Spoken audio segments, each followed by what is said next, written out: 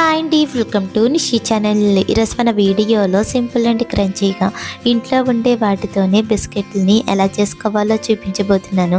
ఈ బిస్కెట్లు చేయడానికి పెద్దగా టైం ఏమీ పట్టదు. ఒక 15-20 నిమిషాల్లోనే ఈ బిస్కెట్లని చాలా సింపుల్గా ప్రిపేర్ చేసుకోవచ్చు. అలాగే ఈ బిస్కెట్లు చేయడానికి మైదా కానీ నెయ్యిని కానీ వాడకుండా ఇలా గోధుమ పిండి ఆయిల్తో చేసి చూడండి, చాలా గుల్లగా టేస్టీగా వస్తాయి.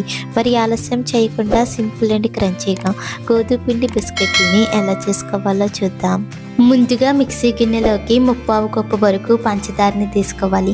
ఇక్కడ మనం ఏ కప్పుతో అయితే పంచదారని తీసుకుంటామో మిగతా అన్నీ కూడా అదే కప్పుతో కొలుచుకుని తీసుకోవాలి. అప్పుడే మనకి ఈ బిస్కెట్స్ అనేవి బాగా కుదురుతాయి. ఇప్పుడు ఇందులోనే బిస్కెట్స్ మంచి ఫ్లేవర్ రావడానికి 4-5 యాలకుల్ని కూడా వేసుకుని మెత్తని పొడిలా గ్రైండ్ చేసుకొని తీసుకోవాలి.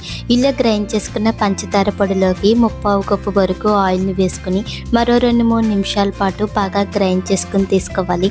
మనకి కావాలంటే ఈ ఆయిల్కి బదులుగా నెయ్యిని కానీ లేదా బటర్ని కానీ వేసుకోవచ్చు. ఇలా ఎక్కువసేపు గ్రైండ్ చేసుకుని తీసుకోవడం వల్ల మనకి బిస్కెట్లు అనేవి చాలా గుల్లగా క్రంచీగా వస్తాయి. సో ఇక్కడ చూపించే విధంగా ఇలా క్రీమీగా గ్రైండ్ చేసుకున్న దాన్ని ఒక మిక్సింగ్ బౌల్లోకి తీసుకోవాలి.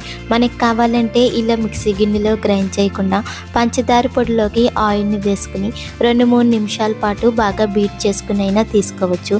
ఇప్పుడు దీనిపైన జల్లెడని తీసుకుని 1 కప్పు వరకు గోధుమ పిండిని జల్లించుకుని తీసుకోవాలి. ఇలా గోధుమ పిండిని జల్లించాక 1/4 కప్పు వరకు శనగపిండిని కూడా వేసుకుని జల్లించుకుని తీసుకోవాలి. మనం ఇలా బిస్కెట్లు చేసేటప్పుడు అప్పటికప్పుడు ఇలా పిండిని జల్లించుకుని తీసుకోవడం వలన మనకి బిస్కెట్లు అనేవి చాలా సాఫ్ట్గా గుల్లగా వస్తాయి. ఇలా పిండిని జల్లించాక ఇప్పుడు ఇందులోని 2 టేబుల్ స్పూన్ వరకు బొంబాయి రవ్వని వేసుకోవాలి. అంటే ఉప్మా చేసుకునే రవ్వని వేసుకుని అలాగే ఒక చిటికెడంత సాల్ట్ని కూడా వేసుకోవాలి. మనం ఇక్కడ సాల్ట్ ఎక్కువగా వేసామంటే మనకి బిస్కెట్లు అనేవి ఉప్పుగా ఉంటాయి. సో అందుకని అలా కాకుండా ఒక చిటికెడంత సాల్ట్ వేసుకుని 1/2 టేబుల్ స్పూన్ వరకు బేకింగ్ సోడా, 1/4 టేబుల్ స్పూన్ వరకు వంట సోడాని వేసుకోవాలి. ఇలా అన్ని వేసిన తర్వాత పిండిని మొత్తం కూడా బాగా కలుపుకోవాలి. ఇక్కడ మనం పిండిని గట్టిగా ప్రెస్ చేస్తూ కాకుండా ఇలా వేళ్ళతో పైన గుల్లగా కలుపుకోవాలి. మనం చపాతీ పిండిలా గట్టిగా ప్రెస్ చేస్తూ కలిపామంటే మనకి బిస్కెట్లు అనేవి చాలా గట్టిగా వస్తాయి. సో అందుకని అలా కాకుండా ఇలా వేళ్ళతో పైన గుల్లగా కలుపుకోవాలి. అలాగే పిండిని కలిపేటప్పుడు ముద్దలా అవ్వకుండా కొంచెం డ్రైగా అనిపిస్తే కనుక 1-2 టేబుల్ స్పూన్ వరకు ఆయిల్ని కానీ లేదా నెయ్యిని కానీ వేసుకుని కలుపుకోవచ్చు. ఇక్కడ మనం పిండిని మరీ గట్టిగా కాకుండా అలాగని లూజ్గా కాకుండా ఇలా పిండి మొత్తం కూడా బాగా కలిపిన తర్వాత ఇక్కడ చూపించే విధంగా పిండి ముద్దని విరిచామంటే ఇలా రావాలి. అప్పుడే మనకి ఈ బిస్కెట్లు అనేవి బాగా వస్తాయి. ఇలా కలిపిన తర్వాత ఇప్పుడు మూత పెట్టి 10 నిమిషాల పాటు ఈ పిండిని నానబెట్టుకోవాలి. ఇప్పుడు మరొక పక్కన బిస్కెట్లు బేక్ చేయడానికి స్టవ్ పైన ఏదైనా మందంగా ఉన్న గిన్నె కానీ లేదా ఇలా కుక్కర్ ప్యాన్ కానీ పెట్టి దీని లోపల ఏదైనా ప్లేట్ కానీ లేదా స్టాండ్ కానీ పెట్టుకోవాలి.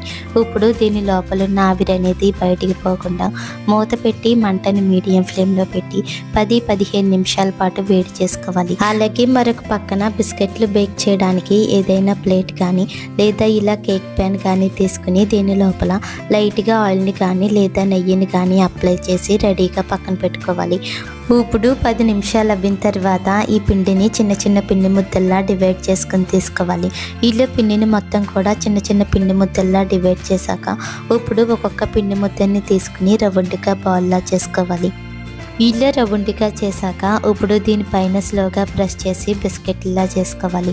ఇప్పుడు ఈ బిస్కెట్లు ఇంకొంచెం అట్రాక్టివ్గా కనిపించడానికి దీనిపైన ఏదైనా డ్రై ఫ్రూట్స్ని పెట్టుకోవాలి.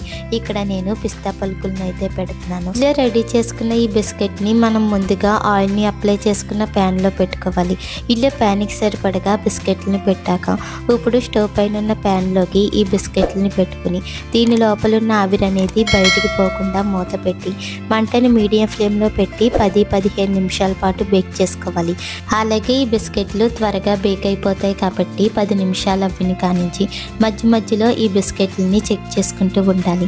ఇలా 15 నిమిషాలు అవ్విన తర్వాత మూత తీసి చూస్తే మనకి బిస్కెట్లు అనేవి లైట్గా కలర్ మారి ఈ బిస్కెట్లు అడుగును కూడా లైట్గా గోల్డెన్ షేడ్ వస్తుంది. ఇలా వచ్చిందంటే మనకి బిస్కెట్లు అనేవి బేక్ అయినట్టు. ఇప్పుడు ఈ ప్యాన్ని పక్కకు తీసుకుని అలాగే మిగిలిన పిండిని కూడా బిస్కెట్లా చేసుకుని చేసుకుని బేక్ చేసుకోవాలి. ఈలో పిండిని మొత్తం కూడా బిస్కెట్లలో బేక్ చేసుకున్నాక వెంటనే కదపకుండా పూర్తిగా చల్లారేంత వరకు పక్కన పెట్టుకోవాలి. ఈలో పూర్తిగా చల్లారిన తర్వాత అప్పుడు స్లోగా ఒక్కొక్క బిస్కెట్ని తీసుకోవాలి. అంతే సింపుల్ అండ్ క్రంచీగా గోధుమ పిండి బిస్కెట్లు అయితే రెడీ అయిపోయాయి. ఇలా మనం ఇంట్లో ఉండే వాటితోనే చాలా సింపుల్గా ఈ బిస్కెట్లను అయితే ప్రిపేర్ చేసుకోవచ్చు.